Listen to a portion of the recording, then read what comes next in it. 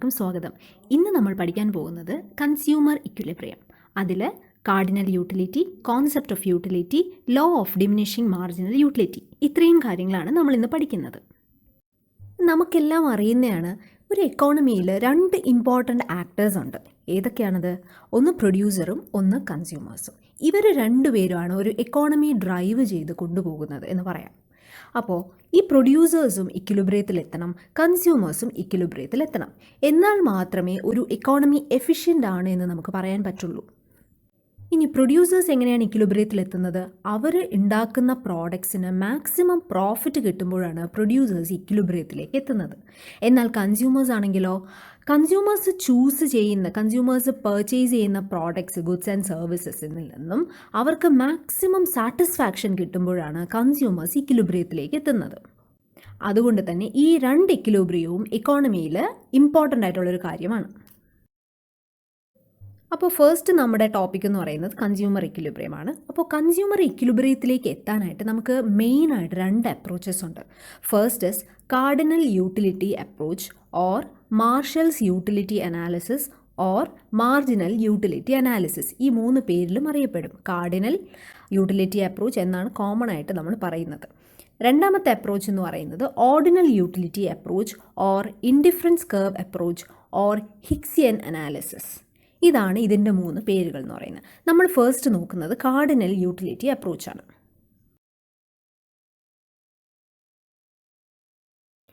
Next നമ്മൾ ഇംഗ്ലീഷിൽ ഒത്തിരി കേട്ടിട്ടുള്ളൊരു വേർഡാണ് യൂട്ടിലിറ്റി എന്ന് പറയുന്നത്. എന്നാൽ ഇക്കണോമിക്സിൽ വരുമ്പോൾ യൂട്ടിലിറ്റിക്ക് കുറച്ചുകൂടി അഡീഷൻസ് ഉണ്ട്. എന്തൊക്കെയാണത്? ഫോർ എക്സാമ്പിൾ, നിങ്ങൾക്ക് ഐസ്ക്രീമും ചോക്ലേറ്റും തരുവാണ്. അതിൽ നിങ്ങളോട് രണ്ടും കഴിച്ചിട്ട് ചോദിക്കുവാണ്, എത്ര സാറ്റിസ്ഫാക്ഷൻ കിട്ടി ഓരോന്ന് കൺസ്യൂം ചെയ്തപ്പോൾ?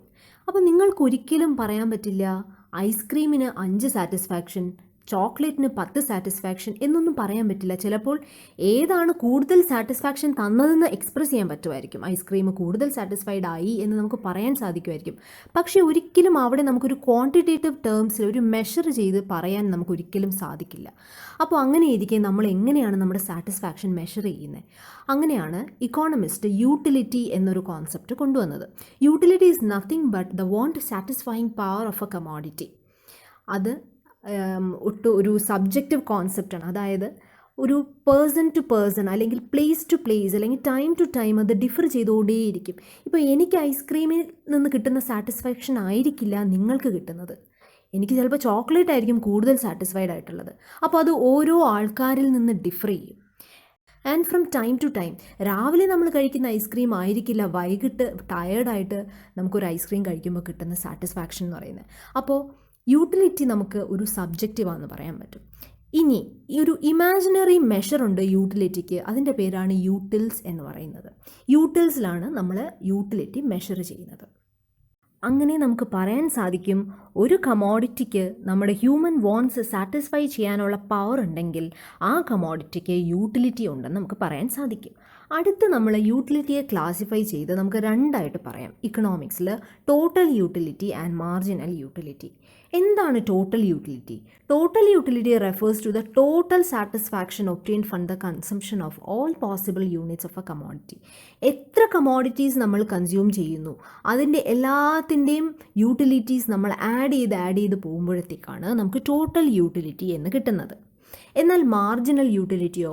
Marginal is the additional utility derived from the consumption of one more unit of a given commodity. For example, നമുക്ക് ആദ്യം ഒരു ഐസ്ക്രീം തരുമ്പോൾ നമുക്കൊരു സാറ്റിസ്ഫാക്ഷൻ കിട്ടും, ഒരു യൂട്ടിലിറ്റി കിട്ടും. അത് കഴിഞ്ഞ് പിന്നെയും കഴിക്കുമ്പോൾ അത് കുറയും അല്ലേ? അത് കഴിഞ്ഞ് പിന്നെയും നമുക്ക് കഴിക്കുമ്പോൾ നമ്മുടെ യൂട്ടിലിറ്റി ഫസ്റ്റിൽ നിന്ന് ഒത്തിരി വ്യത്യാസം കാണും. അപ്പോൾ ആ ഒരു അഡീഷൻ നമ്മൾ ആഡ് ചെയ്തുകൊണ്ടിരിക്കുമ്പോൾ നമുക്ക് കിട്ടുന്ന സാറ്റിസ്ഫാക്ഷനാണ് മാർജിനൽ യൂട്ടിലിറ്റി എന്ന് പറയുന്നത്. അതിനെ നമുക്ക് എക്സ്പ്രസ് ചെയ്യാം change in total utility by change in number of units. എത്ര അഡീഷണൽ യൂണിറ്റ്സ് നമ്മൾ ആഡ് ചെയ്യുന്നു അതിൽ നിന്ന് ഡിറൈവ് ചെയ്യുന്നതാണ് മാർജിനൽ യൂട്ടിലിറ്റി എന്ന് പറയുന്നത്. എക്കണോമിക്സിൽ നമ്മൾ എപ്പോഴും മാർജിനൽ കോൺസെപ്റ്റ്സ് ആണ് എടുക്കുന്നത്. അതുകൊണ്ട് തന്നെ എക്കണോമിക്സിൽ ടോട്ടൽ യൂട്ടിലിറ്റിയേക്കാളും മാർജിനൽ യൂട്ടിലിറ്റിക്കാണ് കൂടുതൽ ഇമ്പോർട്ടൻസ് ഉള്ളത്.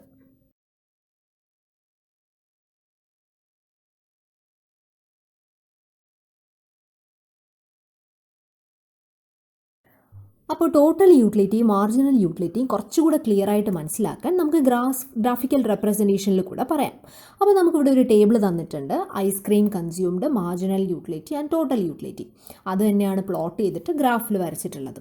അപ്പോൾ നമ്പർ ഓഫ് ഐസ്ക്രീം കൺസ്യൂംഡ് ആണ് നമ്മൾ എക്സ് ആക്സിസിൽ എടുത്തിട്ടുള്ളത്, വൈ ആക്സിസിൽ ടോട്ടൽ ആൻഡ് മാർജിനൽ യൂട്ടിലിറ്റിയാണ്. അപ്പോൾ നമ്മൾ ഒരു ഐസ്ക്രീം കൺസ്യൂം ചെയ്യുമ്പോൾ നമുക്ക് കിട്ടുന്ന മാർജിനൽ യൂട്ടിലിറ്റിയും ടോട്ടൽ യൂട്ടിലിറ്റിയും സെയിം ആയിരിക്കും, 20 ആയിരിക്കും.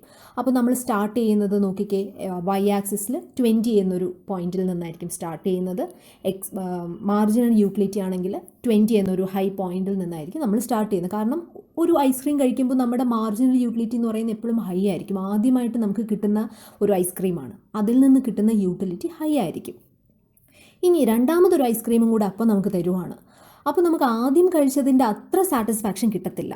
അതുകൊണ്ട് തന്നെ 20 കാണത്തില്ല, പിന്നെ 16 കാണത്തുള്ളൂ. അപ്പം 20 + 16 എന്ന് പറയുന്നത് 36 ആയിരിക്കും നമ്മുടെ ടോട്ടൽ യൂട്ടിലിറ്റി എന്ന് പറയുന്നത്. പിന്നെ നമുക്ക് ഒരു ഐസ്ക്രീമും കൂടെ തരുവാണ്. അപ്പോൾ രണ്ടാമത്തേൻ്റെ അത്ര കൂടി സാറ്റിസ്ഫാക്ഷൻ നമുക്ക് കിട്ടില്ല. അപ്പോൾ നമുക്കൊരു 10 ആയിരിക്കും നമ്മുടെ മാർജിനൽ യൂട്ടിലിറ്റി, കുറഞ്ഞു വരുവാണ്. അപ്പോൾ നമ്മുടെ ടോട്ടൽ യൂട്ടിലിറ്റി എന്ന് പറയുന്നത് എന്തായിരിക്കും? 36. നേരത്തെ കിട്ടിയ 36ൻ്റെ കൂടെ ഒരു 10 കൂടെ ആഡ് ചെയ്യുന്നു, അപ്പോൾ 46 ആയി. അടുത്ത് പിന്നെയും ഒരെണ്ണം കൂടെ തരുവാണ്. അപ്പോൾ നമുക്ക് കഴിഞ്ഞതിൻ്റെ അത്ര കൂടി, അതിൻ്റെ ഹാഫ് പോലും സാറ്റിസ്ഫാക്ഷൻ കിട്ടുന്നില്ല. നമ്മുടെ സാറ്റിസ്ഫാക്ഷൻ എന്ന് പറയുന്നത് 4 ആണ്. അപ്പോൾ നമ്മുടെ ടോട്ടൽ യൂട്ടിലിറ്റി എന്ന് പറയുന്നത് 46ൻ്റെ കൂടെ 4 കൂടെ ആഡ് ചെയ്യുമ്പോൾ 50 ആണ്. അപ്പോൾ നമ്മൾ ആക്ച്വലി ഒരു ഹൈ ലെവലിൽ എത്തിക്കഴിഞ്ഞു. പിന്നെയും നമുക്കൊരു ഐസ്ക്രീമും കൂടെ തരുവാണെങ്കിൽ നമുക്കതിൽ നിന്ന് ഒരു യൂട്ടിലിറ്റി പോലും, എന്ന് പറഞ്ഞാൽ നമ്മൾ ഫുൾ സാച്ചുറേറ്റഡ് ആയി, നമുക്കിനി അതിൽ നിന്ന് ഒരു യൂട്ടിലിറ്റി പോലും ഗെയിൻ ചെയ്യാൻ സാധിക്കില്ല. അതുകൊണ്ട് തന്നെ നമ്മുടെ മാർജിനൽ യൂട്ടിലിറ്റി അവിടെ 0 ആണ്. നമ്മുടെ ടോട്ടൽ യൂട്ടിലിറ്റിയോ ഒരു ഹൈ ലെവൽ, അതായത് മാക്സിമം പീക്ക് ലെവലിൽ എത്തിക്കഴിഞ്ഞു. പിന്നെയും നമുക്കൊരു ഐസ്ക്രീമും കൂടെ തരുവാണെങ്കിൽ നമ്മുടെ മാർജിനൽ യൂട്ടിലിറ്റി ഒരു നെഗറ്റീവിലേക്ക് പോകും. നമുക്ക് ഒട്ടും വേണ്ടാതെ അതിൽ നിന്ന് നമുക്ക് ഒന്നുപോലും ഗെയിൻ ചെയ്യുന്നില്ല, പോരാത്തതിന് നെഗറ്റീവും കൂടെ ആയിരിക്കും. അപ്പോൾ മാർജിനൽ യൂട്ടിലിറ്റി -6ലേക്കായിരിക്കും പോവുക. ആ -6 ഉള്ളത് കൊണ്ട് തന്നെ നമ്മുടെ ടോട്ടൽ യൂട്ടിലിറ്റി എന്ന് പറയുന്നത് എന്തായിരിക്കും? ഹൈയിൽ നിന്നിട്ട് അത് ഡിമിനിഷ് ചെയ്ത് പോവുകയാണ്. അപ്പോൾ ഇതാണ് നമ്മുടെ relation between total utility and marginal utility. അപ്പോൾ ഇതിൽ നമ്മൾ ഒരു എക്സാം പോയിന്റ് ഓഫ് വ്യൂവിൽ ഓർത്തിരിക്കേണ്ട 3 സ്റ്റേജസ്, 3 കാര്യങ്ങളുണ്ട്. ആദ്യത്തെ ഒരു ലെവലിൽ എന്തായിരിക്കും? Total utility increasing at A decreasing rate. അത് കൂടുന്നുണ്ട് അല്ലേ, പക്ഷേ കൂടുന്നത് ഒരു ഹൈപ്പായിട്ട് കൂടുകയല്ല, ഒരു ഡിക്രീസിങ് റേറ്റിലാണ് കൂടുന്നത്.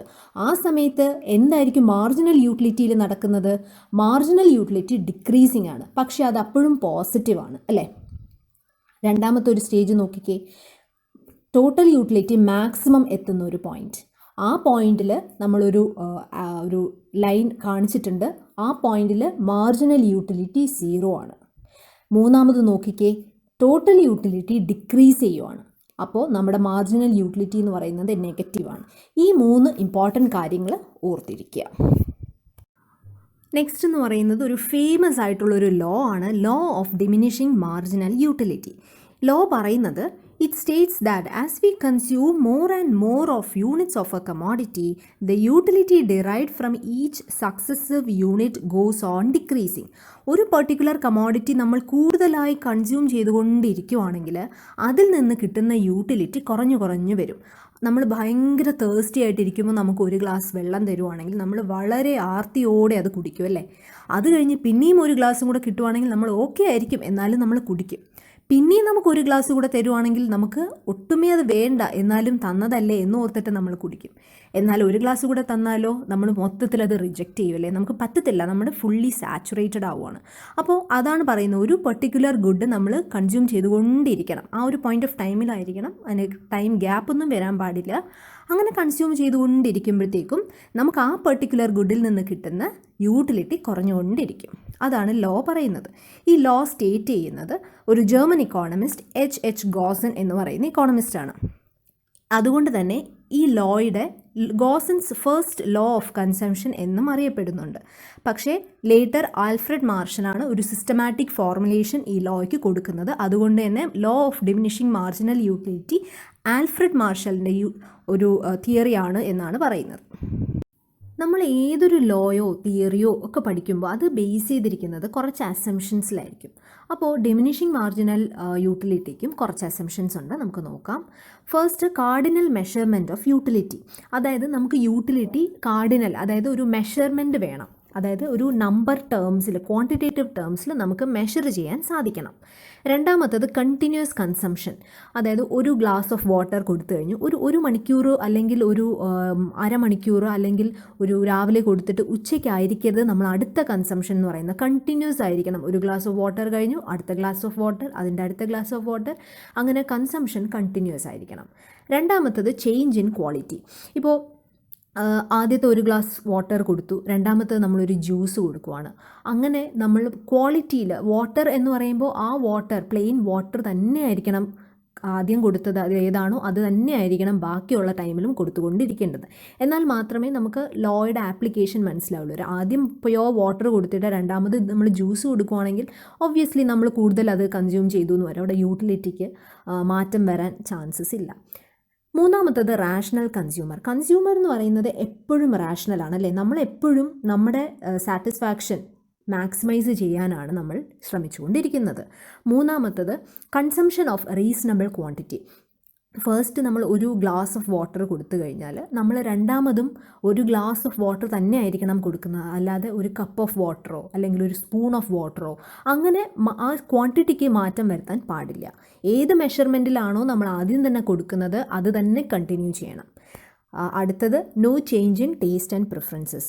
കൺസ്യൂമേഴ്സിൻ്റെ ടേസ്റ്റ് ആൻഡ് പ്രിഫറൻസസിന് മാറ്റം വരാൻ പാടില്ല. അതായത് ഒരു ടൈം ഗ്യാപ്പ് വരാൻ പാടില്ല ആക്ച്വലി. കാരണം നമുക്ക് ഇന്നാണ് നമ്മൾ ഒരു ഐസ്ക്രീം കൊടുത്തിട്ട് നാളെ നമ്മൾ അടുത്തൊരു ഐസ്ക്രീം കൊടുക്കുകയാണെങ്കിൽ ചിലപ്പോൾ നാളെ നമുക്ക് വേറെ എന്തെങ്കിലും ടേസ്റ്റും പ്രിഫറൻസും ആയിരിക്കും, അല്ലേ? അപ്പം ആ ഒരു ടൈം ഗ്യാപ്പ് ഒഴിവാക്കുക, എന്നിട്ട് കണ്ടിന്യൂസ് ആയിട്ട് എല്ലാം ചെയ്യുക. അതാണ് അസംഷൻസ് ഓഫ് ദ ലോ. കുറേ അസംഷൻസ് ഉണ്ട്, മേജറായിട്ടുള്ള അസംഷൻസ് മാത്രമേ ഇവിടെ പറഞ്ഞിട്ടുള്ളൂ.